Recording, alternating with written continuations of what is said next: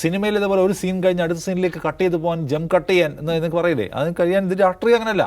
രാഷ്ട്രീയം എന്ന് വെച്ചാൽ റിയൽ ടൈമിൽ ആളുകൾ ഇടയ്ക്കിറങ്ങി നിൽക്കുന്ന പരിപാടിയാണ്. അതിൽ ഇപ്പോഴും ഇദ്ദേഹം സ്ക്രിപ്റ്റിൽ നോക്കി പ്രസംഗിക്കുന്നു എന്ന പ്രശ്നമുണ്ടെന്നാണ് എനിക്ക് തോന്നുന്നത്. 10,000-15,000 ആളുകൾക്ക് മാത്രം പങ്കെടുക്കാൻ കഴിയുന്ന കരൂരിലെ ഒരു സ്ഥലത്തേക്ക് നിങ്ങൾ എന്തിന് ഇത്രയധികം ആളുകളെ കൊണ്ടുവന്നു, നിങ്ങൾ എന്തുകൊണ്ട് 6 മണിക്കൂർ സമയം വൈകി വന്നു, ഈ കാര്യങ്ങളൊക്കെ തമിഴ്നാട്ടിലെ സോഷ്യൽ മീഡിയ ഹാൻഡിലുകളിൽ നിരന്തരമായി വരുന്ന ക്വസ്റ്റ്യനാണ്. അതിനൊന്നും അദ്ദേഹം ആൻസർ ചെയ്യുന്നില്ല. ആ ആൻസർ ചെയ്യാതെ അദ്ദേഹത്തിന് വരാൻ പറ്റില്ല. നമ്മൾ രാഹുൽ മാങ്കൂട്ടത്തിൻ്റെ കാര്യം പറയുമല്ലോ, രാഹുൽ മാങ്കൂട്ടത്തിലുമായിട്ടുള്ള ബന്ധപ്പെട്ട പ്രശ്നം എന്താണ്? ഒരു സ്ത്രീയെ വിളിച്ചിട്ട് അവരോട് നിങ്ങളുടെ ഗർഭചിത്രം നടത്താൻ നിർബന്ധിക്കുകയാണ്. ഈ ശബ്ദം നിങ്ങളുടേതാണെന്ന് ചോദിച്ചാൽ അതിന് മാത്രം ഉത്തരം പറയാതെ വേറെന്തൊക്കെയോ പറയാണ്. ഉത്തരം പറയേണ്ടതിന് ഉത്തരം പറയാതെ നിങ്ങൾക്ക് ഈ പ്രശ്നം മറികടക്കാൻ പറ്റില്ല. ആ ചോദ്യം അവിടെ നിൽക്കുകയാണ്. അതാണ് വിജയുടെ മുമ്പിലുള്ള ചോദ്യം. നിങ്ങൾ 6 മണിക്കൂർ മനഃപൂർവ്വമായി വൈകി വന്നോ? നിങ്ങൾ ആളുകളെ കൊള്ളാത്ത സ്ഥലത്ത് ലക്ഷക്കണക്കിന് ആൾക്കാരെ കൊണ്ടുവന്നോ? ആളുകളുടെ ശ്വാസം കിട്ടാതെ പിടഞ്ഞു വീണപ്പോൾ നിങ്ങൾ ചെന്നൈയിലേക്കും പോയോ? നിങ്ങൾ അവരുടെ വീടുകളിൽ പോയി അവരെ സന്ദർശിച്ചോ? അവിടെ ഒരു സ്ത്രീ നേരിട്ട് വന്ന് ഈ നിങ്ങളെ ആശ്വസിപ്പിക്കാത്തതിന് പേരിൽ പൈസ തിരിച്ചു തന്നില്ലേ? ഇതിനെക്കുറിച്ചൊക്കെയുള്ള മറുപടി വിശദീകരിക്കാൻ രാഷ്ട്രീയക്കാർക്ക് പറ്റണം. അല്ലാതെ സിനിമയിൽ ഇതേപോലെ ഒരു സീൻ കഴിഞ്ഞ് അടുത്ത സീനിലേക്ക് കട്ട് ചെയ്ത് പോകാൻ കട്ട് ചെയ്യാൻ എന്ന് നിങ്ങൾക്ക് പറയില്ലേ, അതിന് കഴിയാൻ ഇത് രാഷ്ട്രീയം അങ്ങനെയല്ല. രാഷ്ട്രീയം എന്ന് വെച്ചാൽ റിയൽ ടൈമിൽ ആളുകൾ ഇടയ്ക്കിറങ്ങി നിൽക്കുന്ന പരിപാടിയാണ്. അതിൽ ഇപ്പോഴും ഇദ്ദേഹം സ്ക്രിപ്റ്റിൽ നോക്കി പ്രസംഗിക്കുന്നു എന്ന പ്രശ്നമുണ്ടെന്നാണ് എനിക്ക് തോന്നുന്നത്. അങ്ങനെ അദ്ദേഹത്തിന് വരാൻ പറ്റില്ല.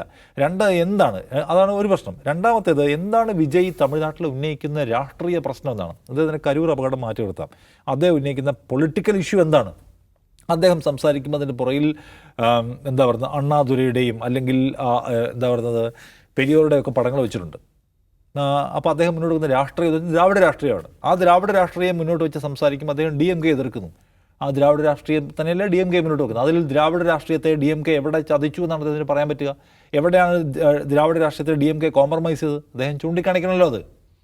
അതിന് അദ്ദേഹത്തിൻ്റെ പോയിന്റ് ഇല്ല. അദ്ദേഹം ഈ ചില അഴിമതി ആരോപണമൊക്കെ ഈ സർക്കാരിനെതിരെ ഉന്നയിക്കാൻ പറ്റും.